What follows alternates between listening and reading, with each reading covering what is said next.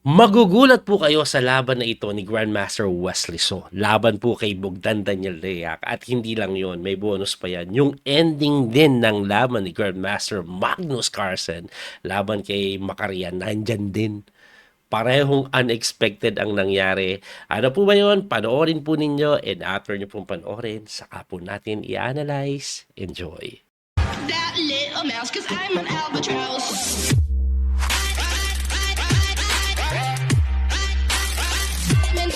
Round number 6, ayan. 4.5 out of 5 si Wesley. Kalaban niya po, yung kapangalan natin. Chess player din, Bogdan Daniel Deac. Oh, mabilis din si Deac ah. Shoutout sa mga nanonood ah.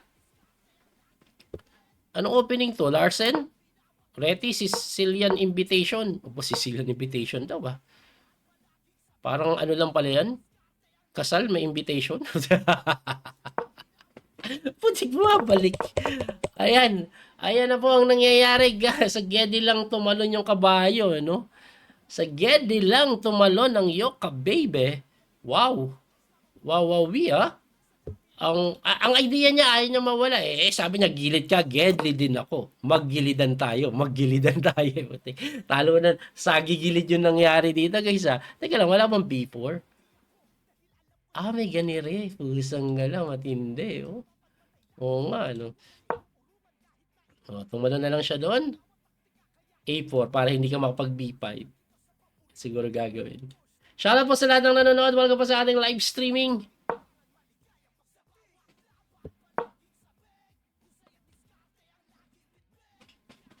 Coach, wala pa ba nagdo-donate? Oo nga, no, wala pa eh. Hindi pa ako inaantok eh. Mamaya pag inaantok ako, may magdo-donate na. Ito na ako din. Medyo ganado ako ngayon eh. Anyway, nag-brook to B8. Anong gagawin mo, Wesley? Mag-A5 ka na ba para hindi na makapag ganon? Kasi pag ganun, empasan capture lang eh. Pero hindi, kinapture ni Wesley. Yung pawn sa may D4, na-open po yung file. O, may pressure na binibigay pero ang dami nakadepensa eh, no? 5 piyesa ang nakadepensa.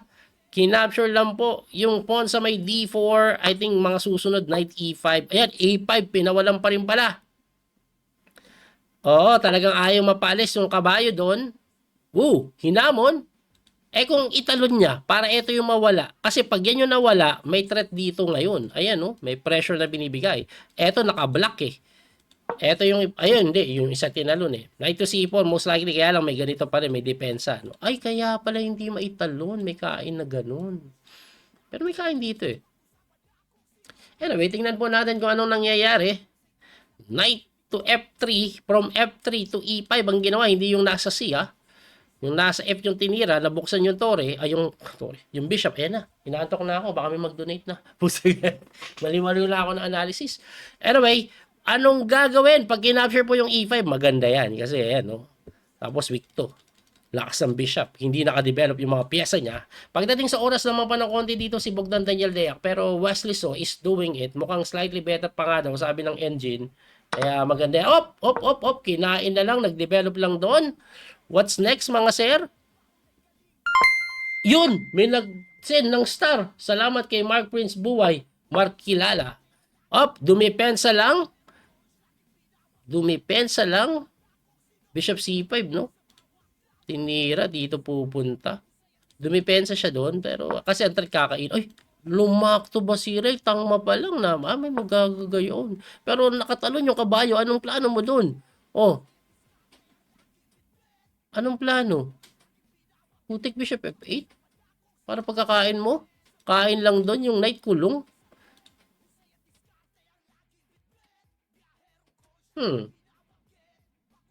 Interesting ah.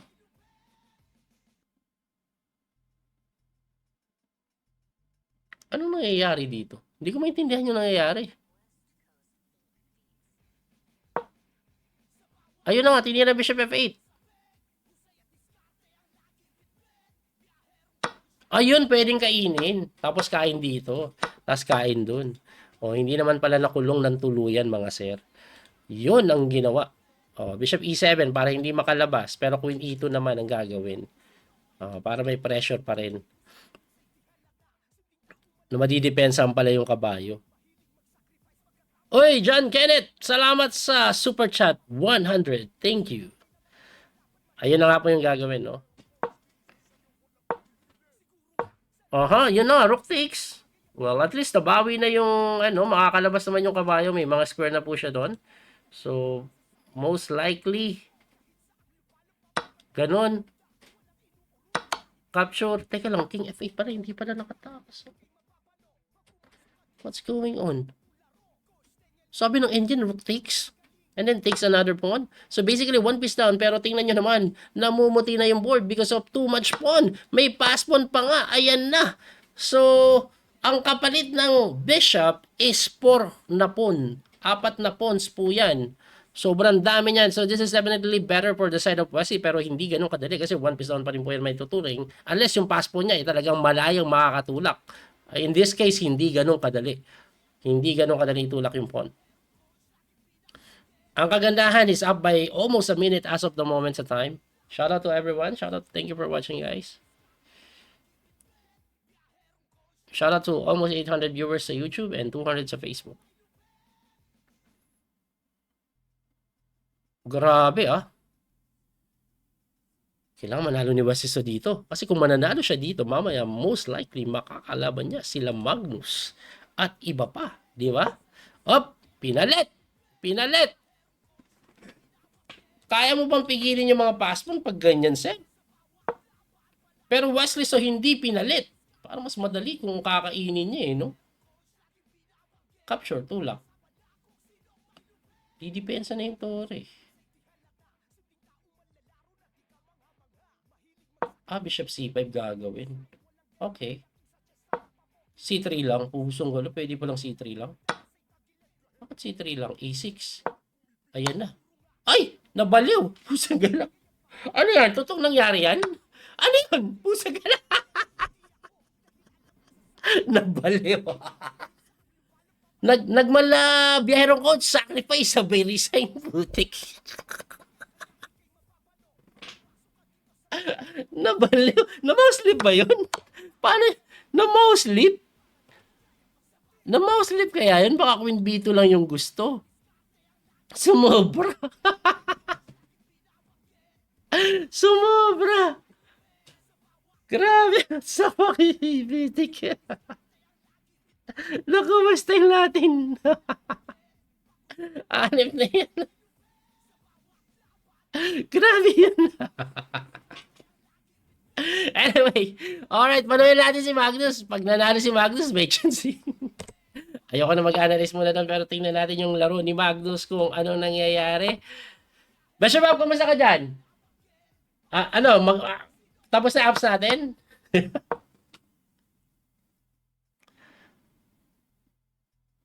Lamang na daw si Magnus dito. Quality daw si Magnus, pero ang dami niya din pawn. Pito yung pawn, tapos lakas pa ng kabayo doon. Okay. Pito versus... teka lang. Ayan na, bagsak yung pawn na isa eh. Bagsak. Diba? Bagsak.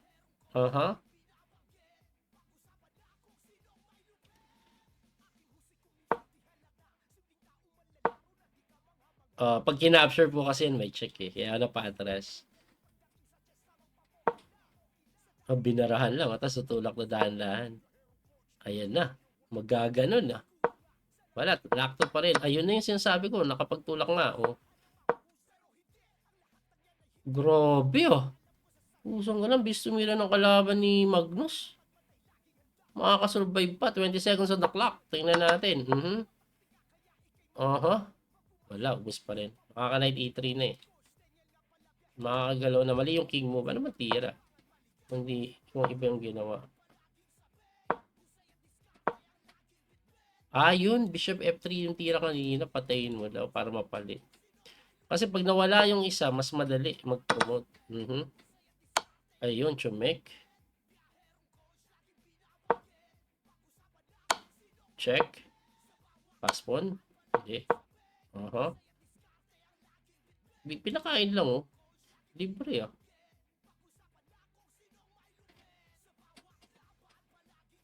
23 seconds on the clock, pusang gala. Versus 12 seconds on the clock.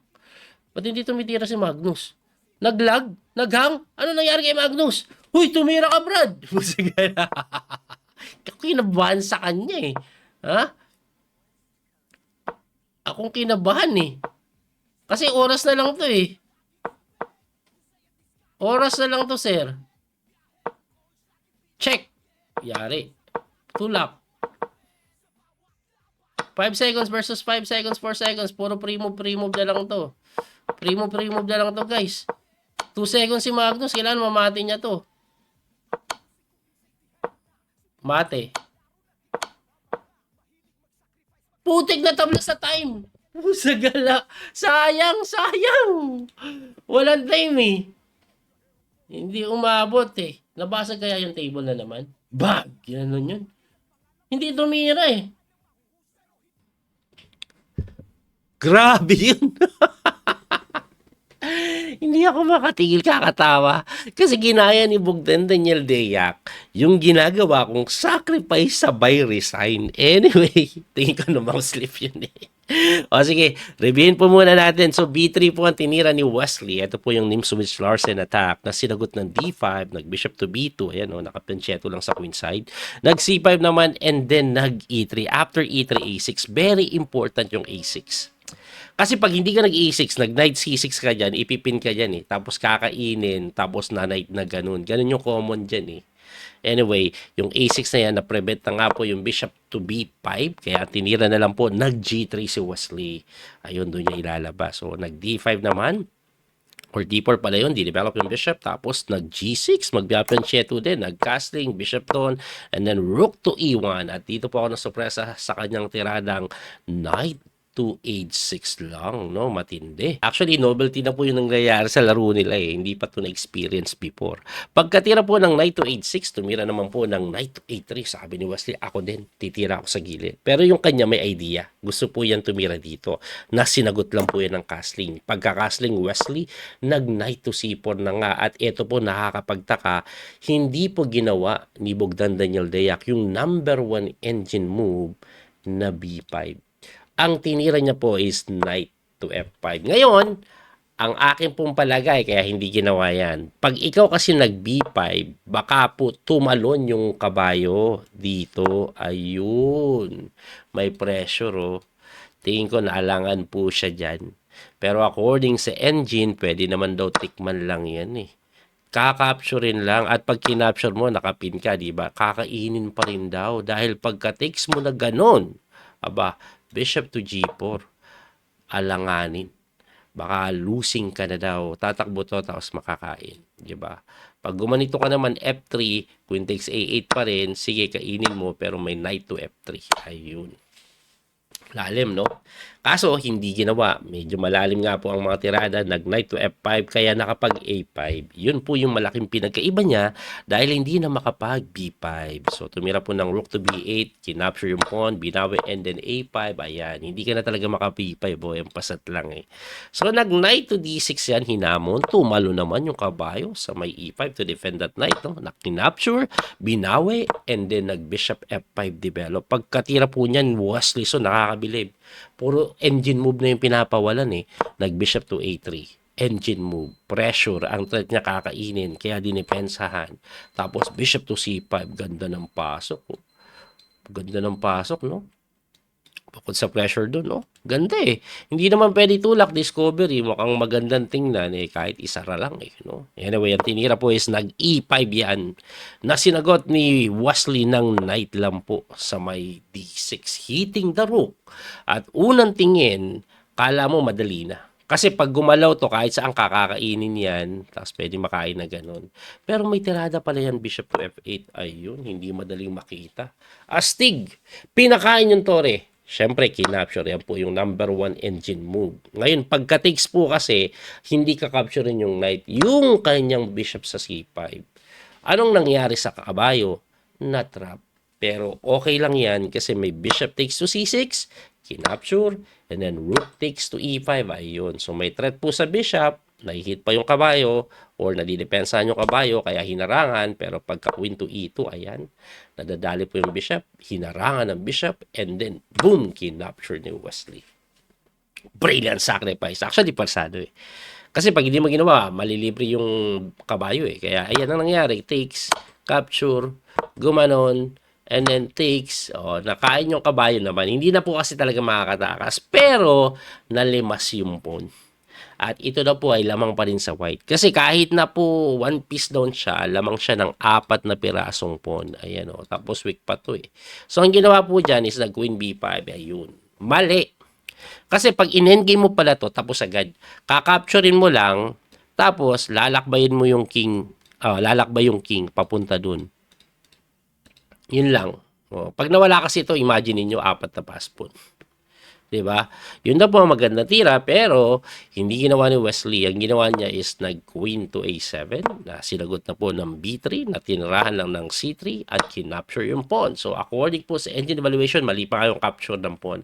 Pero kahit hindi naman po it-takes, losing pa rin dahil itutulak na yun sa b4 eh. Diba? 3 pass pawn mangyayari. Anyway, pagka queen to b3, nag-A6. At pagka A6, tinirahan po ng nakakasupresang queen to B1. Hanep na yan. Ibalik natin, no? Ang tamang tira daw, wala nang tama, lahat talo eh, no? Mag-rook D8. No? Anyway, ano kayang gusto niyang gawin? Tingin ko ang gusto niyang gawin is queen to B2. Pero kahit mag-queen to B2 ka, may pressure ka dito sa mga pawn at tore, pwede naman to eh. Ayun. Hitting the bishop. Okay? Pag ikaw ay gumalaw, saan ka muna pupunta? Yan ang tanong. Let's say bishop f6, tirahan ka ng rook to e6. Ayun, talagang wawalang yain, no? Takihin ka talaga ng gusto. Pag umatas ka kasing ganun, tirahan ka queen e7, eh. Pag takbo mo, tulak na naman, eh. Pag gumano ka, may check, eh. Ayan, no? Diba? Balik natin. Hanap pa tayo ng ibang tira niya. Paano pag dinipensahan? Pag dinipensahan, queen to d4 lang. Walang yan, no? Idea kakainin. Eh, di kainin natin to. Rook to e3 lang. Ayun na yung threat. Nako, masakit na. Rook takes dito. May check pang gano'n. Alas pamati. Eh, this is already completely winning. May pass pawn pa nga. Yun ang nangyari kay Wesley. At dahil sa panalo ni Wesley, siya po ay 5.5 out of 6. Grabe. Yun nga lang yung nangyari kay Magnus. Ewan ko kung ano nangyari dun. Na-disconnect. Ba't tagal tumira sa simpleng posisyon, no?